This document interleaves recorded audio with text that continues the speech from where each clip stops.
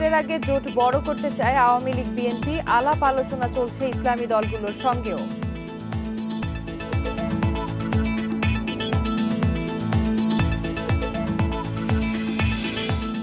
কেরানীগঞ্জে সংঘর্ষের ঘটনায় আওয়ামী লীগ বিএনপি পাল্টাপাল্টি দোষারোপ, দু দলের ৩০ নেতাকর্মী আহত।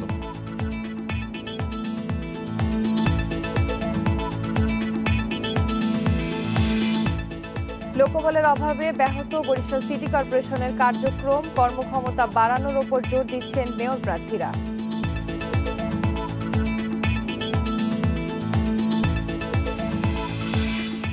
চট্টগ্রামের পতেঙ্গায় বন্দরের বহির্নোঙরে আগুনে পুড়ে গেছে নৌযান, আহত ৩ জনকে হাসপাতালে ভর্তি।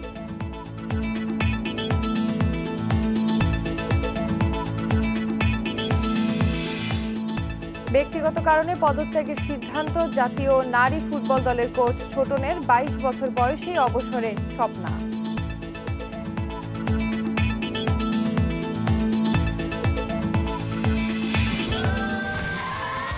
Saudi Extreme.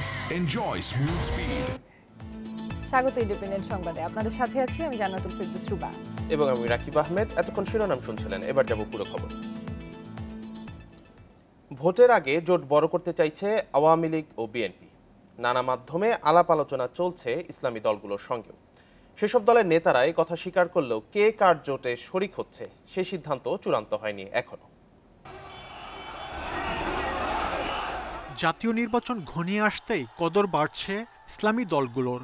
নির্বাচন কমিশনের নিবন্ধন না থাকলেও তারা আছে বড় দুই দলের জোটে।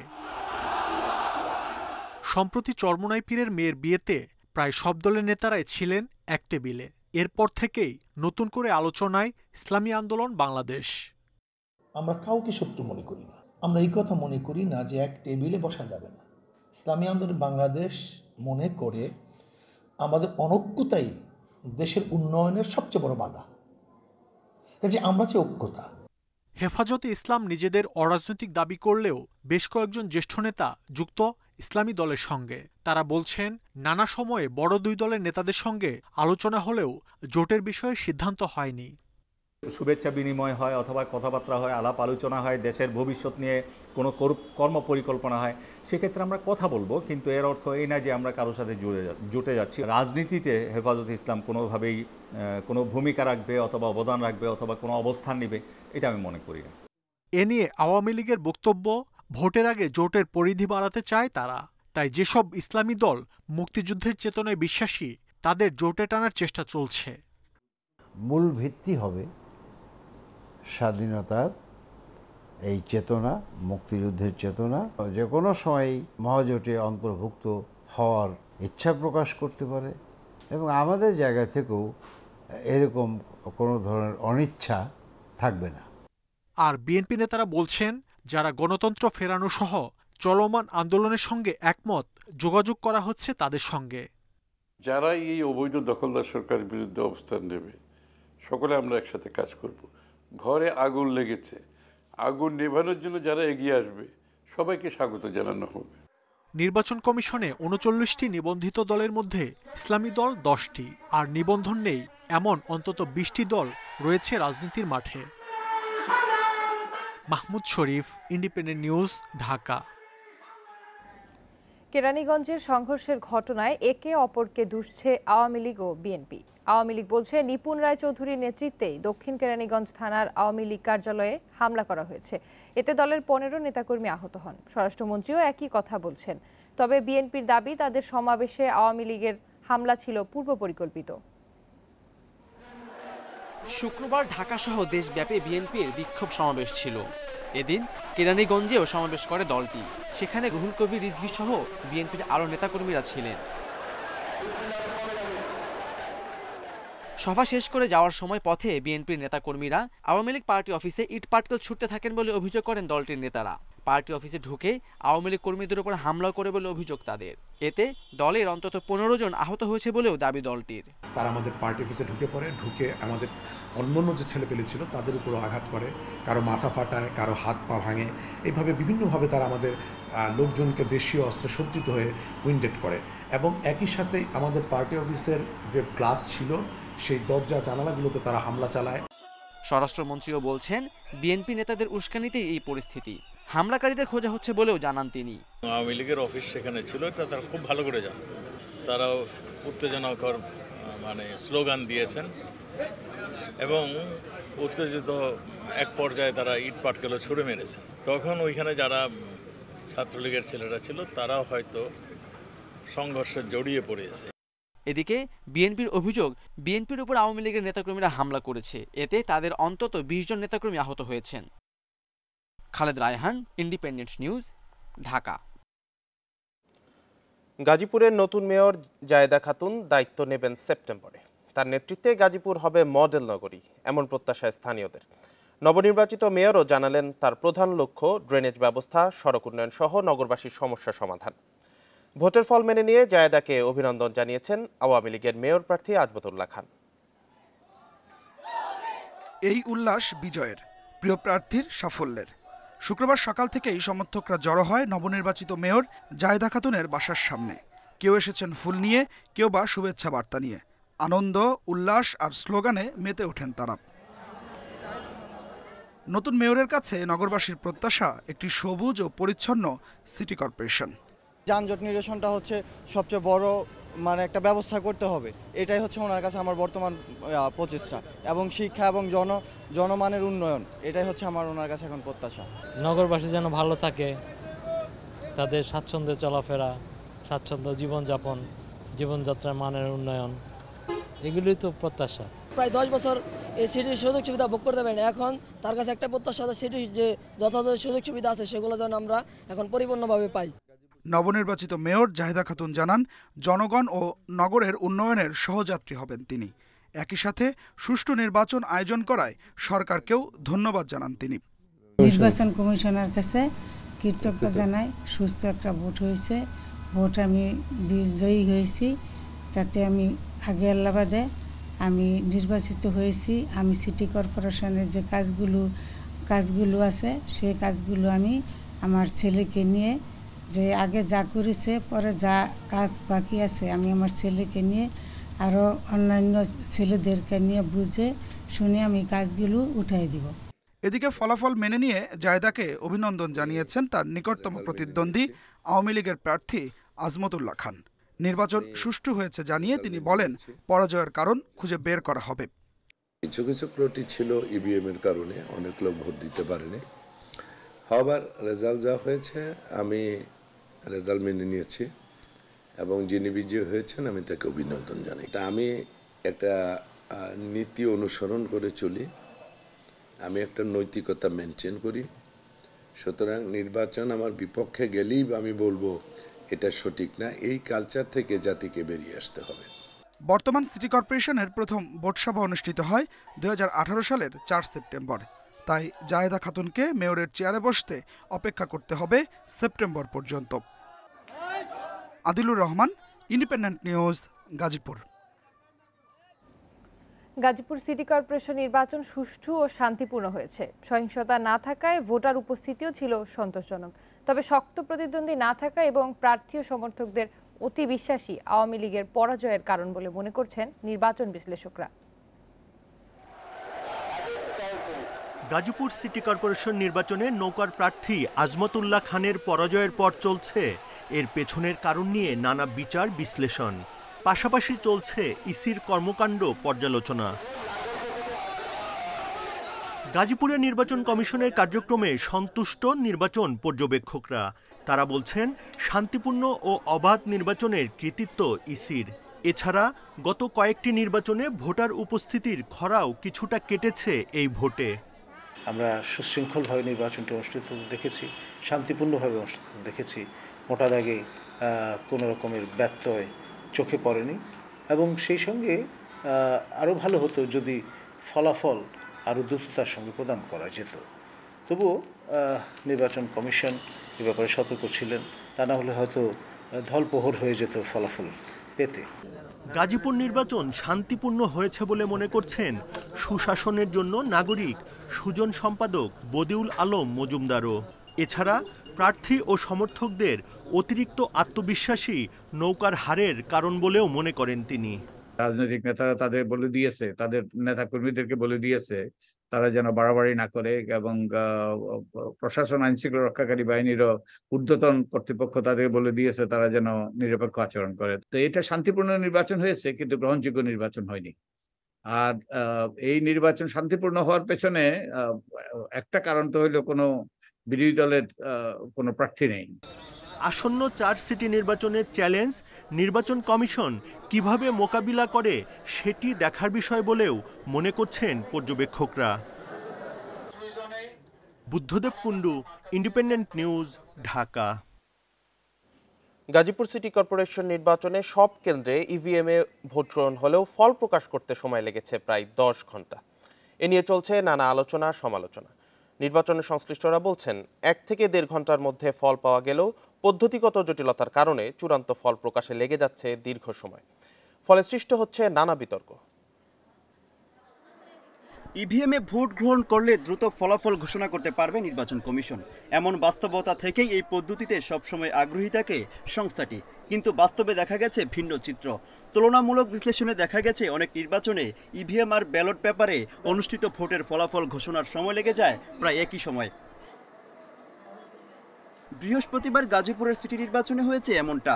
বিকাল 4টায় ভোট গণনা শেষ হলেও ফলাফল ঘোষণায় সময় লেগে যায় প্রায় 9.5 ঘন্টা। তবে এই প্রক্রিয়াকে স্বাভাবিক বলছে সংশ্লিষ্টরা। প্রত্যেকটা যদি কেন্দ্র 1 মিনিট করে নেন ডিক্লেয়ার করতে যাচাই বাছাই করে, তাহলে প্রায় 500 মিনিট লাগে।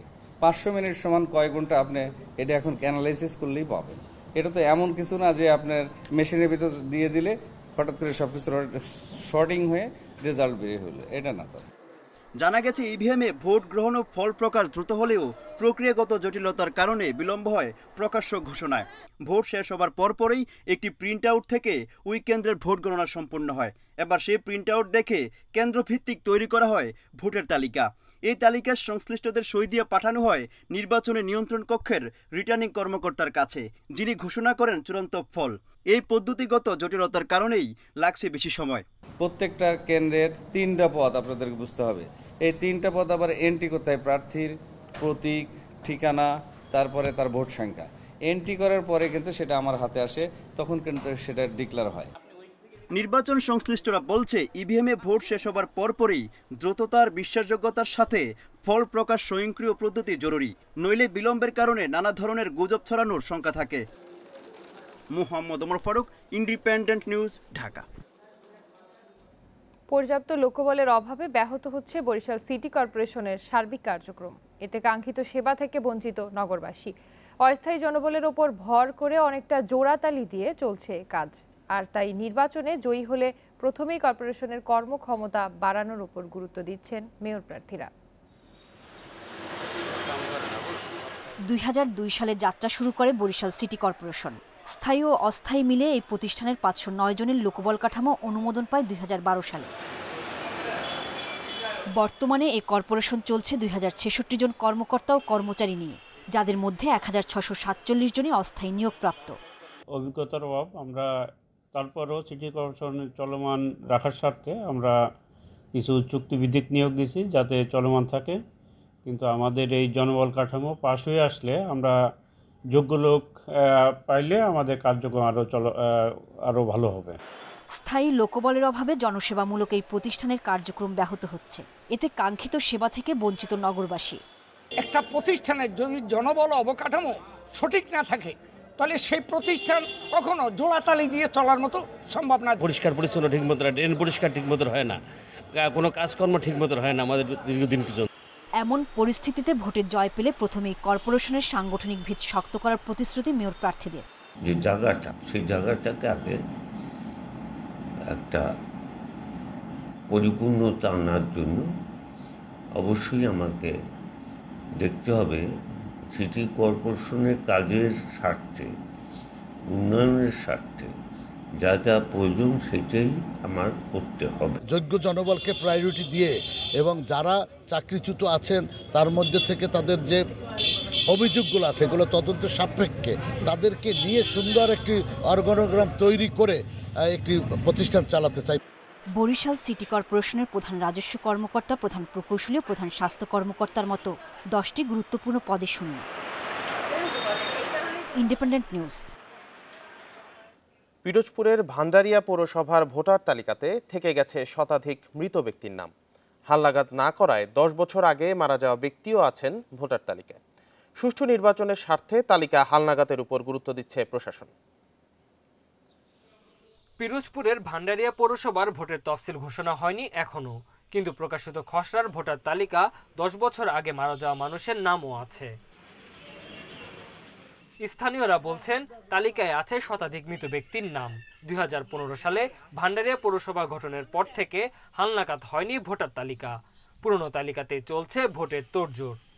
আমার নিজের বাবাই, উনি একজন বীর মুক্তিযোদ্ধা দেলার হোসেন ব্যাপারে, ওনার নামও আমি দেখছি যে ভোটার তালিকায় আছে। উনি কিন্তু মারা গেছেন আরো 3 বছর আগে। 40,000 ভোটার, তারা কাকে ভোট দিবে এবং এই ভোটটাই তো জাল ভোটে পরিণত হইবে যখন নির্বাচন হইবে। কিছু ওয়ার্ডের সীমানা নিয়েও আছে ক্ষোভ। ওয়ার্ড পরিবর্তনের প্রতিবাদে হয়েছে মানববন্ধনও। 3 নং ওয়ার্ডের প্রায় 4 থেকে 500 ভোট 7 নম্বরে কাটতে নিয়ে গেছে। আমরা পুনরায় এই 3 নং ওয়ার্ডে থাকতে চাই। ভোটার তালিকায় এই অসঙ্গতির কথা স্বীকার করেন নির্বাচনী কর্মকর্তাও, তবে এর জন্য যুক্তি দেখান তিনি। মৃত ভোটার বাতিল বা এটা বলতে দাবি করছে মৃত, এটা তো কেউ নাম ধাম দেয় নাই যে এই মারা গেছে কোনো নাম ধাম দেয় নাই। তো এটা নর্মালি আবার তথ্য সংগ্রহকারী যখন তথ্য সংগ্রহ করে তারা বাড়ি বাড়ি গিয়ে তথ্য সংগ্রহ করবে কারা মারা গেছে, তার ভিত্তিতে আবার তখন এই মৃত ভোটার কর্তন করা হবে। সুষ্ঠু নির্বাচনের জন্য হালনাগাদ ভোটার তালিকার উপর গুরুত্ব দিচ্ছেন পৌরসভার সদ্য বিদায়ী প্রশাসক। পৌরসভা হওয়ার পরে কোনো ভোটার লিস্ট হয়নি, তাই নূতন একটি ভোটার লিস্ট সুন্দর করে ভোগ করে নির্বাচন দেওয়ার জন্য আমরা নির্বাচনের পক্ষে নির্বাচন চাই, তবে অনিয়মে ভরা ভোটার লিস্ট থেকে চাই না। পুরনো তালিকা অনুযায়ী ভান্ডারিয়া পৌর এলাকায় ভোটার রয়েছেন 21,696 জন। 8 বছর আগে পৌরসভা হলেও নির্বাচন হয়নি একবারও। Independent news. শিক্ষকের অবহেলায় ভুল বিষয়ে পরীক্ষা দিতে হয়েছে বরগুনার আমতলী বন্দর হোসাইনিয়া ফাজিল মাদ্রাসার 65 শিক্ষার্থীকে। ভুক্তভোগীদের অভিযোগ, এক বিষয়ে রেজিস্ট্রেশন করিয়ে 2 বছর ভিন্ন বিষয়ে পাঠদান করা হয়েছে, ফলে কিছু না লিখেই জমা দিতে হয়েছে পরীক্ষার খাতা। চলমান দাখিল পরীক্ষায় গত 17 মে আমতলী বন্দর হোসাইনিয়া ফাজিল মাদ্রাসার পরীক্ষার্থীদের কৃষি শিক্ষা পরীক্ষা হওয়ার কথা ছিল। সে অনুযায়ী প্রস্তুতি নিয়ে কেন্দ্রে আসে তারা, কিন্তু পরীক্ষা শুরু হলে তাদের দেয়া হয় বাংলাদেশ ও বিশ্ব পরিচয়ের প্রশ্নপত্র। শিক্ষার্থীদের অভিযোগ, মাদ্রাসার অধ্যক্ষ কৃষি শিক্ষার পরিবর্তে বাংলাদেশ ও বিশ্ব পরিচয় বিষয়ে রেজিস্ট্রেশন করিয়েছেন, অথচ তাদের নবম ও দশম শ্রেণীতে পড়ানো হয়েছে কৃষি শিক্ষা। এমনকি টেস্ট পরীক্ষাও নেওয়া হয় কৃষি শিক্ষা বিষয়ে। টেস্ট পরীক্ষাও নেওয়া হয়েছে কৃষি শিক্ষা, কিন্তু হঠাৎ আমরা এই বোর্ডে এসে দেখি যে আমাদের বাংলাদেশ ও বিশ্ব পরিচয়। যেখানে আমরা সবাই ফেলের পর্যায়ে, আমরা চাচ্ছি যে আমাদের সমাধান চাচ্ছি। শিক্ষার্থীরা ইচ্ছে অনুযায়ী বিষয় বাছাই করেছে জানালেও 2 বছর কেন ভিন্ন বিষয় পড়ানো হলো তার সদুত্তর দিতে পারেননি মাদ্রাসার অধ্যক্ষ। এবছরের পরীক্ষাটা হার্ড হচ্ছে, তা আমার ধারণা হচ্ছে যে শিক্ষার্থীরা মনে করছে যেহেতু বাংলাদেশ বিশ্ব পরিচয় এটার কোনো প্র্যাকটিক্যাল নেই আর কৃষিতে প্র্যাকটিক্যাল আছে, তোরা ধারণা করছে যে আমরা একটা আন্দোলন করলে হয়তো এই সাবজেক্টটা পরিবর্তন হতে পারে। ভুক্তভোগী পরীক্ষার্থীরা এরই মধ্যে মানববন্ধন করেছে জেলা প্রশাসকের কার্যালয়ের সামনে। আবার পরীক্ষা নেওয়ার দাবি জানিয়ে জেলা প্রশাসকের কাছে লিখিত অভিযোগ দিয়েছেন অভিভাবকরা। আগের দিন পর্যন্ত সংশোধনের সুযোগ থাকে, কিন্তু এডমিট দিয়েছে পরীক্ষার একদিন আগে। পয়েন্ট ছাড়া কিন্তু কেউ ভালো প্রতিষ্ঠান ভর্তি দিতে পারে না, তার ভবিষ্যৎটা অনিশ্চিত। দেখেন, ঘটনা তদন্ত করে দেখা হচ্ছে জানিয়ে বিধি অনুযায়ী ব্যবস্থা নেওয়ার আশ্বাস জেলা প্রশাসকের। যদি এটি প্রমাণিত হয় যে সংশ্লিষ্ট প্রতিষ্ঠানের অধ্যক্ষ গাফলতি আছে, তাহলে আমরা তাদের বিরুদ্ধে ব্যবস্থা গ্রহণ করার জন্য অবশ্যই মাদ্রাসা শিক্ষা বোর্ডে প্রেরণ করব। অধ্যক্ষের অবহেলায় শিক্ষার্থীরা যেন ক্ষতিগ্রস্ত না হয় সে দাবি অভিভাবকদের। Independent news. ডলার ও রিয়াল প্রতারণায় জড়িত গোপালগঞ্জের মুকসুদপুরের 2টি গ্রামের অনেকে। রাজধানীতে এমন অন্তত 5টি চক্র সক্রিয়। সম্প্রতি প্রতারণার একটি মামলার তদন্তে এসব তথ্য আসে পুলিশের হাতে। শুক্রবার পুলিশ জানায় মুকসুদপুরের একটি চক্রের মূল হোতা সহ 6 প্রতারককে গ্রেপ্তার করা হয়েছে। রাজধানীর বনানীর AR মানি এক্সচেঞ্জ থেকে টার্গেট ব্যক্তির সঙ্গে বের হচ্ছেন মিরাজ তালুকদার। এই ঘটনা গত মার্চের। মিরাজ গোপালগঞ্জের মুকসুদপুরের একটি প্রতারণা চক্রের মূল হোতা, যার নামে শুধু ডলার প্রতারণার মামলা আছে 4টি। প্রতারকরা টার্গেট ব্যক্তির আস্থা অর্জনে প্রথমে আসল ডলার কিংবা রিয়াল বিক্রি করে, পরে সেই ব্যক্তিকে একটি বান্ডেল দেখানো হয়, তবে বান্ডেলটিতে কোনো বিদেশি মুদ্রা থাকে না। তৈরি করা হয় সাবান, সংবাদপত্র এবং গামছা দিয়ে বিশেষ কায়দায়। পুলিশের ভয় দেখিয়ে রাস্তায় বান্ডেলটি খুলতে নিষেধ করে প্রতারকরা। বাড়িতে নেয়ার পর ভুল ভাঙে ভুক্তভোগী। সম্প্রতি বনানীতে এভাবে 9 লাখ টাকায় 9,000 সৌদি রিয়ালের একটি ভুয়া বান্ডেল বিক্রি করে প্রতারক চক্র। মহাজন মানে আমাদের দেয় হলো লাখে দেয় 15,000 করে। যারা দেখায়, যারা এগুলো করে, যে দেখাই দেয় যে মহাজন হে না সব ইয়ে। রাজধানীতে সক্রিয় মুকসুদপুরের এমন 5টি চক্রের তথ্য আছে পুলিশের কাছে, যাদের টার্গেট সরকারি বেসরকারি অবসরপ্রাপ্ত কর্মকর্তারা। এসব চক্র গত 12 বছর ধরে প্রতারণা চালিয়ে আসছে। এই সিন্ডিকেটটা আপনার ঢাকা শহরে বিভিন্ন জায়গায় বিভিন্ন সাধারণ মানুষদেরকে এরা বিভিন্নভাবে প্রতারিত করে। ডলার, তারপরে রিয়াল, বিভিন্ন ধরনের ফরেন কারেন্সি দেখিয়ে তাদের কাছ থেকে বড় অঙ্কের টাকা নিয়ে নেয়। একজনের ভিতরে 5টা-6টার বেশি মামলা আছে। মূলত তাদের কাজ হচ্ছে বিভিন্ন ধরনের প্রতারণা করা, এবং এদের প্রতারণা যত লেটেস্ট কৌশল আছে তারা সেই লেটেস্ট কৌশলগুলো তারা অবলম্বন করে থাকে। গোপালগঞ্জ থেকে লিয়াকত নামে এক প্রতারককে গ্রেফতারের পর মিরাজ তালুকদারের গ্রুপের সন্ধান পায় পুলিশ। গত 3 মাসে এ চক্র কমপক্ষে 3টি ঘটনা ঘটিয়েছে। পুলিশ জানিয়েছে এসব চক্রের বেশিরভাগ সদস্যের বাড়ি মুকসুদপুরের মহারাজপুর ও মোসনা গ্রামে।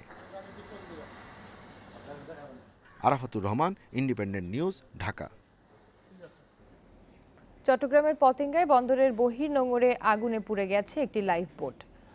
শুক্রবার রাত 11:30টায় লাগা আগুন 3 ঘন্টা পর নিয়ন্ত্রণে আনে কোস্টগার্ড ও বন্দরের উদ্ধারকারী জাহাজ।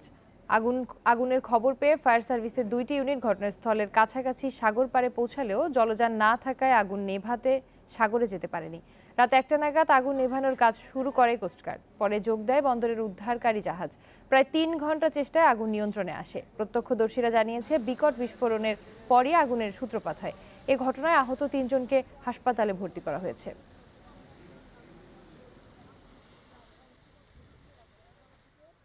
তখন তো সবাই আমাদের পতেঙ্গা মানুষ অস্ত্র সবাই কি অস্ত্রের দিকে আসছে, কিন্তু আসে দিয়ে এখানে সবাই আগুন জ্বলে। আগুন জ্বলে মানে কি আরো 3বার এরকম লাল লাল আগুন জ্বলছে। প্রথম এভাবেই জ্বলতেছে হঠাৎ করে। 2:30টার দিকে এখন বন্দর কর্তৃপক্ষের একটি উদ্ধারকারী জাহাজ সেখানে গেছে। যাওয়ার পরে আগুন নিয়ন্ত্রণ করা হয়েছে বন্দর এবং কোস্টগার্ডের সহযোগিতায়। ক্ষয়ক্ষতির বিষয়টা এখনো জানা যায়নি এবং কি ধরনের মালামাল ছিল বা ছিল না ওই সম্পর্কে এখনো কিছু জানা যায়নি। এ বিষয়ে আরো জানাতে চট্টগ্রাম থেকে যুক্ত হচ্ছেন আহসান রিটন। রিটন, আগুনের কারণ সম্পর্কে কি জানা গেছে আর ক্ষয়ক্ষতির পরিমাণ কেমন?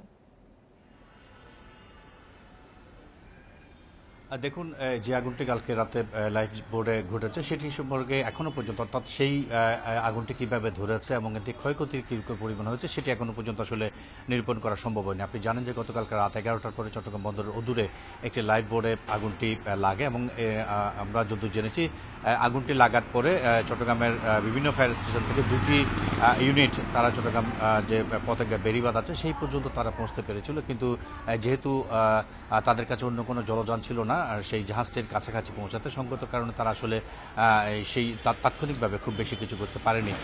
পরবর্তীতে আসলে কোস্টগার্ড এবং চট্টগ্রাম বন্দরের একটি উদ্ধারকারী জাহাজ সেই ঘটনাস্থলে গিয়ে অন্তত 3 ঘন্টার চেষ্টা করে তারা আগুনটি নিয়ন্ত্রণে আনে এবং এখন আমরা যদি জানি সেটি হচ্ছে এই ঘটনায় এ পর্যন্ত 3 জন আহত আছেন, তাদেরকে বিভিন্ন হাসপাতালে ভর্তি করা হয়েছে। তবে এখন পর্যন্ত তাদের ভাগ্যে আসলে কি ঘটেছে সেটি জানা যাচ্ছে না। এটি নিয়ে আসলে এটি যেহেতু জাহাজের বিষয়, সঙ্গত কারণে এটিকে তদন্তাধীন বিষয়। ফায়ার সার্ভিস, কোস্টগার্ড এবং বন্দর কর্তৃপক্ষ তারা আসলে বিষয়টি খতিয়ে দেখার কাজ শুরু করেছে এবং সেটি নিশ্চিত হওয়ার পরে হয়তো জানা যাবে যে আসলে কালকে কি কেন আগুনটি লেগেছিল, কি পরিমাণ ক্ষয়ক্ষতি হয়েছে, সেখানে কি ধরনের পণ্য ছিল এবং শেষ পর্যন্ত কতটুকু উদ্ধার করা গেছে এবং কতটুকু আগুনে পুড়ে গেছে সেই বিষয়টি পরবর্তীতে আসলে নিরূপণ করা যাবে। চট্টগ্রাম থেকে অগ্নি দুর্ঘটনার খবর জানাচ্ছিলেন সহকর্মী আহসান রিটন। পলি জমে গভীরতা কমে যাওয়া এবং দখল দূষণের কারণে অস্তিত্ব সংকটে জামালপুরের ঝিনাই নদী। একসময় নদীর পানি দিয়ে চাষাবাদ হলেও এখন নদীর বুকেই আবাদ হচ্ছে বিভিন্ন ফসল। পানি প্রবাহ স্বাভাবিক রাখতে খননের দাবি স্থানীয়দের। জামালপুরের ঝিনাই নদী, একসময় এই নদীতে চলত পালতোলা নৌকা ও জাহাজ। এখন বোঝারই উপায় নেই এটি সেই খরস্রোতা নদী। ঝিনাই নদীর পানি দিয়ে চাষাবাদ হতো বিস্তীর্ণ এলাকার জমি। এখন সেই নদীতেই বাঁধ দিয়ে ধান সহ বিভিন্ন ফসলের চাষাবাদ হচ্ছে। স্থানীয়দের অভিযোগ, দখল আর ক্রমাগত দূষণে নদীটি আজ মৃতপ্রায়। খুব স্রোত ছিল এক সময়, ভাঙ্গনীয় ছিল। এখন ভরাট হওয়ার পরে ভাঙ্গনীয় নাই, আর নদীতে ওই রকম পানিও নাই। 10-15 বছর যাবৎ এই নদীর পানি নাই, শুকাই গেছে। এই নদীর ওপর নির্ভরশীল অনেকেই বদল করেছেন পেশা। জীববৈচিত্র্য বিলুপ্ত। আগের রূপে নদীটিকে ফিরিয়ে আনতে খননের দাবি স্থানীয়দের। দুই পারে দখল হয়ে গেছে, তারপর নদীর প্রবাহ বাধাগ্রস্ত করে বাঁধ দিয়ে এখানে ধান চাষ করা হচ্ছে। খননের জন্য আসলেই দরকার। নদীটা খনন হলে আঙ্গুর এলাকাবাসী সবারই উপকারে আসবো। প্রকল্প গ্রহণের জন্য জরিপ কাজ শেষ হয়েছে। প্রকল্পের অনুমতি পেলে কাজ শুরু করার কথা জানিয়েছে পানি উন্নয়ন বোর্ড। ঝিনাই নদী পুনঃখননের জন্য এবং প্রবাহ সচল করার জন্য ইতিমধ্যেই বিআইডব্লিউটিএ কর্তৃক আইডব্লিউএম-এর দ্বারা তারা একটি স্টাডি সম্পন্ন করেছে। তারা যদি এ বিষয়ে কোনো প্রকল্প গ্রহণ না করে, তাহলে পরবর্তীতে পানি উন্নয়ন বোর্ড ওইখানে নতুন করে প্রকল্প গ্রহণ করবে। ঝিনাই নদীর উৎস শেরপুরের পুরাতন ব্রহ্মপুত্র থেকে জামালপুর হয়ে টাঙ্গাইলের বংশী নদীর মোহনায় মিলিত হয়েছে 133 কিলোমিটার দীর্ঘ নদীটি। Independent news.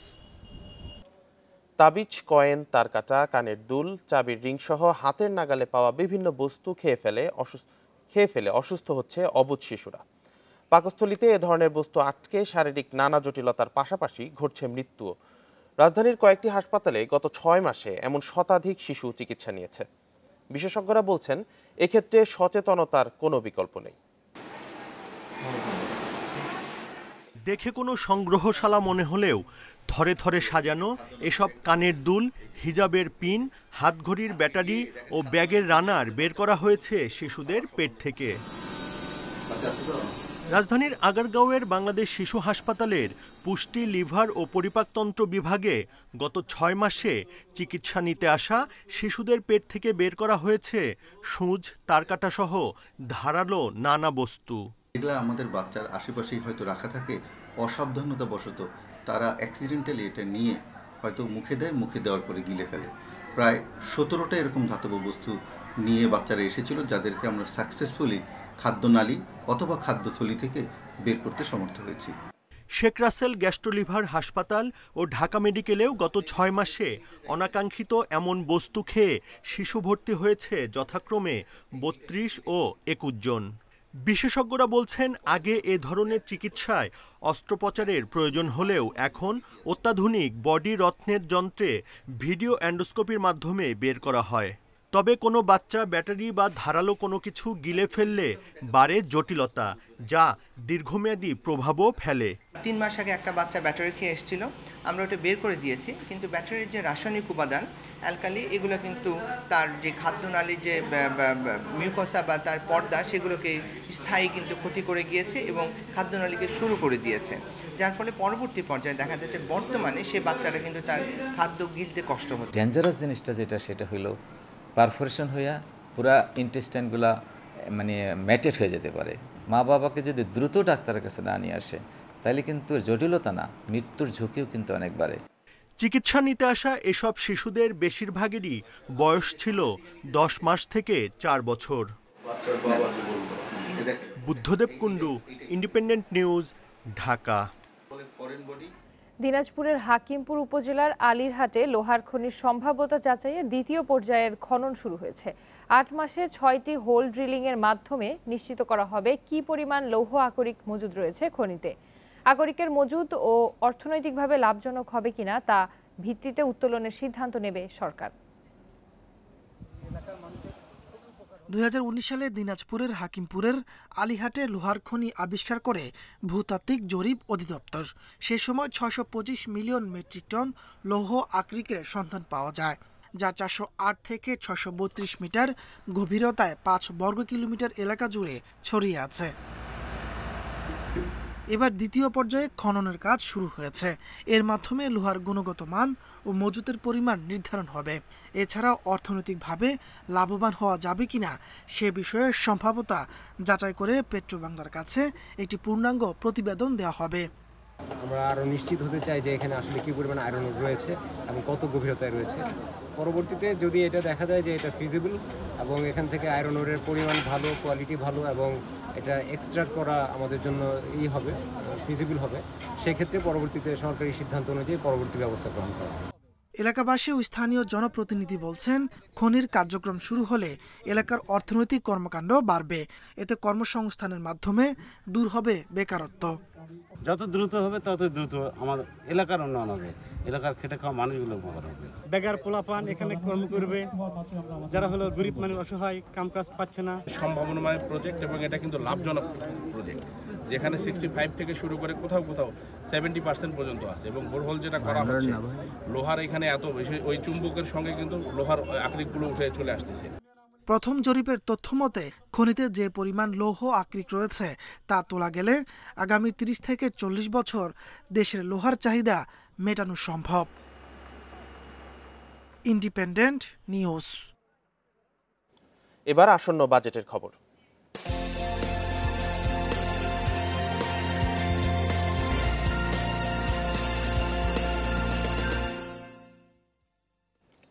মূল্যস্ফীতির চাপ সামাল দেয়া সহ নানা কারণে আগামী অর্থবছরে ভর্তুকি বাবদ 1,05,000 কোটি টাকার বেশি বরাদ্দ করা হতে পারে, যার প্রায় 1/4 যাবে পুরনো বছরের ভর্তুকির দায় মেটাতে।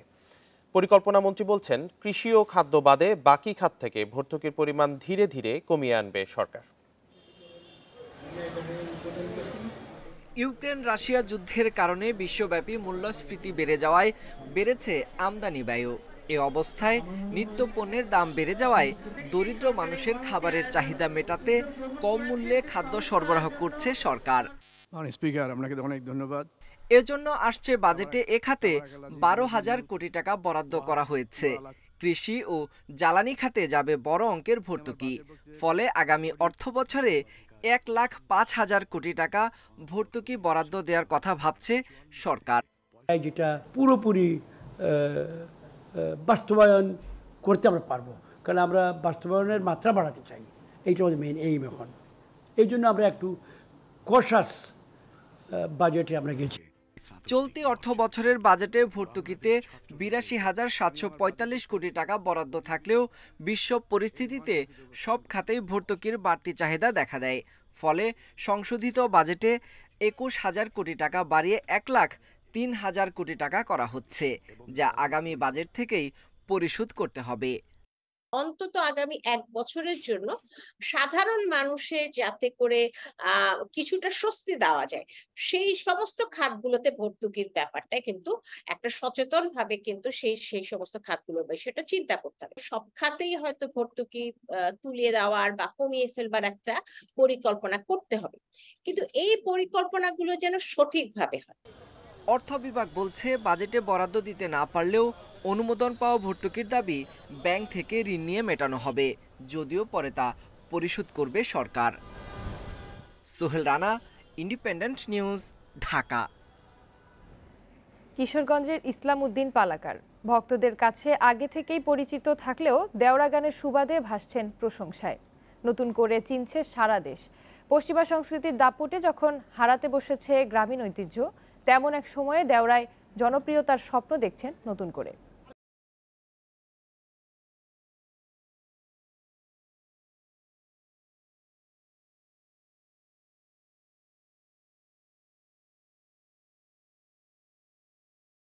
গানের জন্য দেশের গণ্ডি পেরিয়ে বিশ্বের নানা দেশে পরিচিতি পেয়েছেন ইসলাম উদ্দিন পালাকার।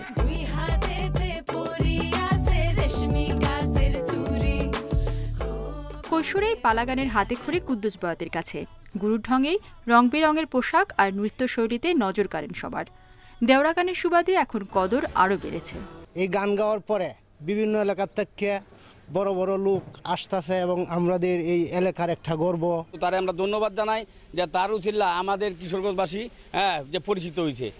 কিশোরগঞ্জের নোয়াবাদ প্রাইমারি স্কুলে পড়ালেখা শুরু হলেও গানের টানে পেরোনো হয়নি প্রাথমিকের গণ্ডি। তবে 1999 সাল থেকে প্রশিক্ষক হিসেবে আছেন ঢাকা বিশ্ববিদ্যালয়, জাহাঙ্গীরনগর বিশ্ববিদ্যালয় ও জগন্নাথ বিশ্ববিদ্যালয়ের নাট্যকলা বিভাগে। ইসলাম উদ্দিন পালাকার নামে একটি দল তৈরি করলাম। এই দলটা তৈরি করার পরে আমি বিভিন্ন জায়গায় আমি পালাগান করতেছি, অনেক জায়গায় গেছি, গ্রামগঞ্জে, ভাটি, হাওড় এলাকা। পালাগানের মধ্যে কিন্তু আমি ঢাকা ইউনিভার্সিটিতে কাজ করছি, জগন্নাথ বিশ্ববিদ্যালয়ে কাজ করছি, জাহাঙ্গীরনগর ইউনিভার্সিটিতে কাজ করছি। ওরা আমাকে ফোন দিতেছে, উস্তাদ আপনার গান শুনতেছি, খুব ভালো হয়েছে। পশ্চিমা সংস্কৃতির দাপটে যখন কোণঠাসা লোকসংস্কৃতি, তখন প্রায় বিলুপ্তির পথে থাকা পালা গানের এমন জনপ্রিয়তায় আবার নতুন করে স্বপ্ন দেখছেন ইসলামউদ্দিন। আমি মনে করতাম যে পালাগানটা মনে হয় একবারে বিলুপ্ত হয়ে যাবে, আমি মনে হয় পালাগান করতে পারবো না। কিন্তু এই গানে এখন বুঝতে পারলাম যে পালাগানের প্রতি মানুষের এখনো মন আছে, তারা এখনো পালাগান শুনতে চায়। গানের জন্য আগেও পেয়েছেন নানা সম্মাননা স্মারক, তবে এবারের প্রেক্ষাপট ভিন্ন। দেওরা গানের জন্য ইউটিউব সহ নানা মাধ্যমে মন জয় করেছেন কয়েক কোটি মানুষের। Independent news. স্বাধীনতা ও অধিকার আদায়ের ব্যাপারে বাংলাদেশের কাছ থেকে শিক্ষা নিতে হবে বলে মন্তব্য করেছেন পাকিস্তানের সাবেক প্রধানমন্ত্রী ও পিটিআই প্রধান ইমরান খান। শুক্রবার এক ভাষণে তিনি বলেন, কোনো জাতি মনের মধ্যে ন্যায় বিচারের আকাঙ্ক্ষা ধারণ করলে সামরিক অভিযান তাদেরকে পরাজিত করতে পারে না। ইমরান বলেন, শাহবাজ সরকারের সাম্প্রতিক অবিচারের কারণে পিটিআইয়ের সমর্থক বেড়েছে, আর তাই পিটিআইকে নিশ্চিহ্ন করে তারপর নির্বাচন আয়োজনের পরিকল্পনা করছে শাহবাজ সরকার। জনগণ রাস্তায় নামছে না, কারণ তারা আসন্ন নির্বাচনের মাধ্যমেই শাহবাজ সরকারকে শিক্ষা দিতে চায়, এমন দাবিও করেন ইমরান। जब हमने ऑपरेशन शुरू किया तो वो फिर हकूक से आजादी की तरफ चला गया। পূর্ব পাকিস্তানের মানুষ ন্যায় বিচার চেয়েছিল। আমরা অভিযান শুরু করলে তারা স্বাধীনতার জন্য লড়ে। অনেকে বলেছিল ওরা গরিব ভূখণ্ড, সাইক্লোন হলে ওদের সাহায্য পাঠাতে হয়, কিন্তু আজকে উন্নয়নের দিক দিয়ে পাকিস্তানকে ছাড়িয়ে গেছে বাংলাদেশ।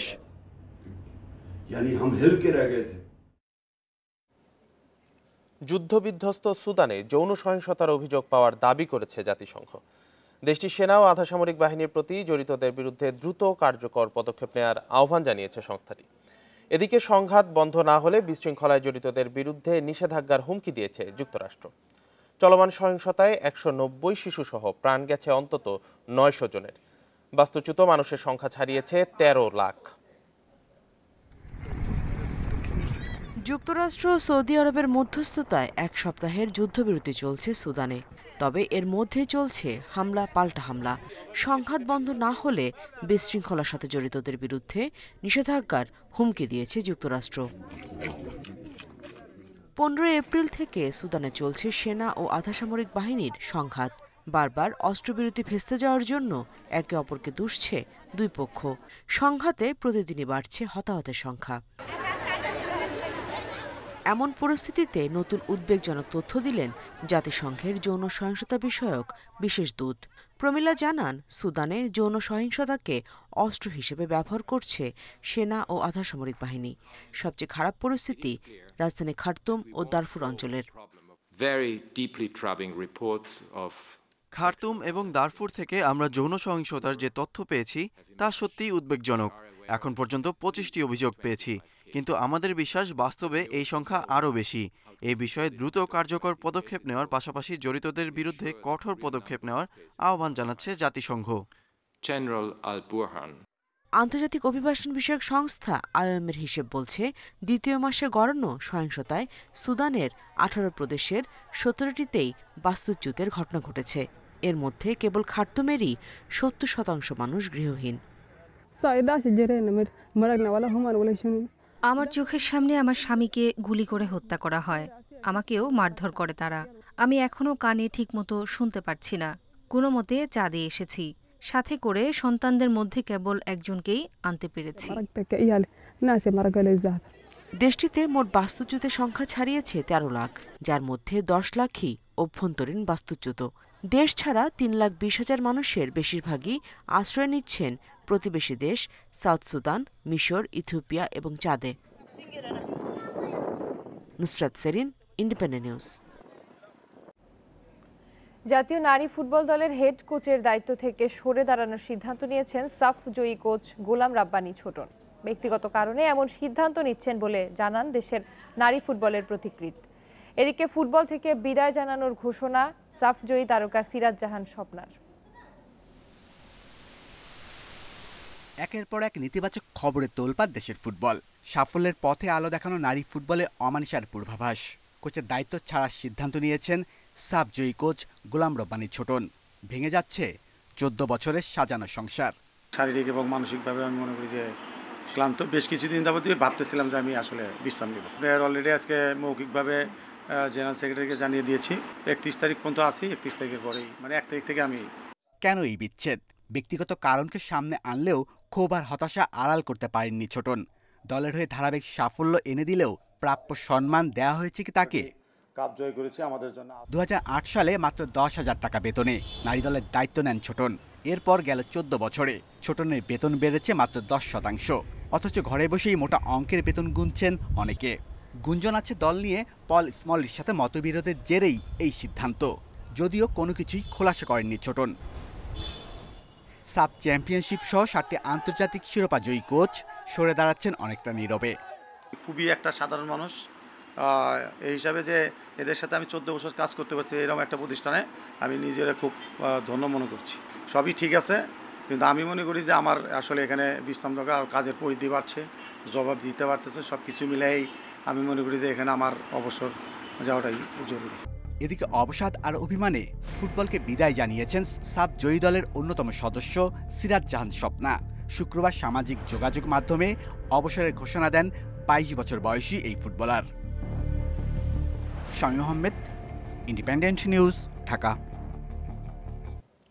বিপিএল ফুটবলে শেখ রাসেলকে 6-4 গোলে হারিয়ে রেকর্ড টানা চতুর্থবার চ্যাম্পিয়ন হলো বসুন্ধরা কিংস। হ্যাট্রিক সহ 4 গোল করেছেন কিংদের ব্রাজিলিয়ান অ্যাটাকার ডরিয়েলটন। কুমিল্লায় আবাহনী মোহামেডান ম্যাচ শেষ হয়েছে 1-1 গোলে ড্রতে। কিংস অ্যারেনায় ম্যাচের শুরু থেকেই ছিল আক্রমণ প্রতি আক্রমণের উত্তাপ। 6 মিনিটে রবিনিওর অ্যাসিস্ট থেকে কিংদের লিড এনে দেন ডরিয়েলটন। নাইজেরিয়ান অ্যাটাকার ইকেচুকুর পাস থেকে 20 মিনিটের মধ্যে শেখ রাসেলকে সমতায় ফেরান মিডফিল্ডার সুজন বিশ্বাস। 38 মিনিটে দীপক রায়ের গোলে কিংদের পেছনে ফেলে জুলফিকার মিন্টুর শিষ্যরা। প্রথমার্ধের ইনজুরি সময় চ্যাম্পিয়নদের সমতায় ফেরান রবসন রবিনিও। রাসেলের জালে তৃতীয় গোল মোরসালিনের। কিংসদের বাকি সময়টা আলো কেড়েছেন ডরিয়েলটন গোমেজ। রাসেলের গোলরক্ষক আশরাফুলকে পাত্তা না দিয়ে ম্যাচের 50 ও 65 মিনিটে হ্যাট্রিক পূরণ করেন ডরিয়েলটন। আধিপত্য দেখাতে মরিয়া শেখ রাসেল 69 মিনিটে ব্যবধান কমায়। ম্যাচের 76 মিনিটে দলের 6 আর নিজের 4 নম্বর গোল করেন ডরিয়েলটন। ম্যাচের শেষ সময়ে পেনাল্টি থেকে রাসেলের ইকেচুকু আরও 1 গোল করলেও শিরোপা জয়ের উল্লাস করেছে বসুন্ধরা কিংস। 10 গোলের ম্যাচ। স্বাধীন বাংলাদেশে প্রথমবার পেশাদার লিগে টানা 4 শিরোপা জয় বসুন্ধরা কিংসের। এবারের উদযাপনটাও বিশেষ। নিজেদের মাঠ কিংস অ্যারেনায় ফ্লাড লাইটের আলোয় 3 ম্যাচ হাতে রেখেই শিরোপা জয়ের উল্লাস। এদিকে কুমিল্লায় ফেডারেশন কাপ ফাইনালে ড্রেস রিহার্সেল সেরেছে মোহামেডান আবাহনী। 1-1 গোলে ড্র করে পয়েন্ট ভাগ করেছে দুই দল। Piyas Saha, Independent News. Asia cup নিয়ে ধোঁয়াশা কেটে গেছে। কোন দেশে হচ্ছে সেটা জানা যাবে আইপিএল এর পর, জানিয়েছেন বিসিবি সভাপতি নাজমুল হাসান পাপন। এদিকে আফগানিস্তানের ভারত সফর বাতিল হলে সূচিতে পরিবর্তন আসবে কিনা সেই সিদ্ধান্ত নেওয়া হবে দুই বোর্ডের আলোচনা সাপেক্ষে। সামনের সিরিজে বিশ্বকাপের ব্যাকআপ ক্রিকেটারদের দেখে নেওয়ার শেষ সুযোগ বলে মনে করেন পাপন। বাংলাদেশ ক্রিকেটের বড় শক্তি সমর্থক। বিশ্বের যে কোনো দেশে যে কোনো শহরে টাইগারদের খেলা মানেই সমর্থকদের উন্মাদনা, গ্যালারিতে সমর্থন। দেশ ছাড়িয়ে সারা বিশ্বে পৌঁছে গেছে সমর্থকদের সংগঠন বাংলাদেশ ক্রিকেট সাপোর্টার্স অ্যাসোসিয়েশন। তাদের 10 বছরের পথ চলার উদযাপনে সঙ্গী হয়েছিলেন বিসিবি সভাপতি ও বোর্ড পরিচালকেরা।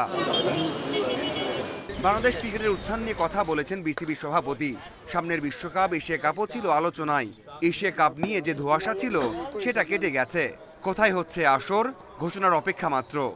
মোটামুটি ন্যারো হয়ে এসছে কিভাবে হবে, বাট ফাইনাল ডিসিশনটা এখনো হয়নি। খুব সম্ভব আমার জানা মতে আইপিএল ফাইনালটার পরপরই এই সিদ্ধান্তটা নেওয়া হবে। সো এখনো আমাদেরকে যতক্ষণ পর্যন্ত এসিসি থেকে জিনিসটা অ্যানাউন্স না হবে ততক্ষণ পর্যন্ত এর বেশি আর কিছু বলা সম্ভব না। পূর্ণাঙ্গ সিরিজ খেলতে দুইবার বাংলাদেশ সফরে আসবে আফগানিস্তান। যে ভারত সফরের জন্য বিরতি, সেই সিরিজ খেলা নাও হতে পারে আফগানদের। তাহলে কি সূচিতে পরিবর্তন আনবে বিসিবি? এখন পর্যন্ত আমাদের যে স্কেডিউল দেওয়া আছে আমরা সেইভাবেই আছি। কোনো কারণে যদি এই স্কেজুয়াল চেঞ্জ হয় এবং তখন যদি আমরা মনে করি, ওরা মনে করে এবং আমরাও মনে করি যে এটাকে চেঞ্জ করা দরকার, উইল থিংক, বাট এটা সম্ভব হবে কিনা এই মুহূর্তে বলাটা কঠিন। বিশ্বকাপের জন্য পরীক্ষা নিরীক্ষার সুযোগ আর নেই, তবে ব্যাকআপ হিসেবে যাদের ভাবা হচ্ছে সেই বিজয়, নাইম, আফিফ, সৈকতদের সুযোগ আসতে পারে আফগান সিরিজে। এখন রাবির সাথে ওখানে আরও নেওয়ার মতো মাহমুদুল্লাহ রিয়াদ আছে, আফিফ আছে, মোসাদ্দেকও আছে। সো আমি বলছি উই হ্যাভ অপশনস, এবং কাউকে নিলে যে ভুল হয়ে যাবে তা তো না, আর কাউকে যে নিতেই হবে এমনও কোনো কথা না। শান্ত, মিরাজ, লিটন, তাসকিন, হাসান মাহমুদদের পঞ্চপাণ্ডবের সাথে তুলনা না করলেও সিনিয়রদের মতো দীর্ঘদিন ধারাবাহিকতা রাখার তাগিদ বিসিবি সভাপতির। Mazharul Islam, independent news. এই ছিল এখনকার সংবাদে। ইন্ডিপেন্ডেন্ট টেলিভিশনের সব খবর বিস্তারিত জানতে চোখ রাখুন ফেসবুক, ইউটিউব ও টুইটারে। ধন্যবাদ সবাই।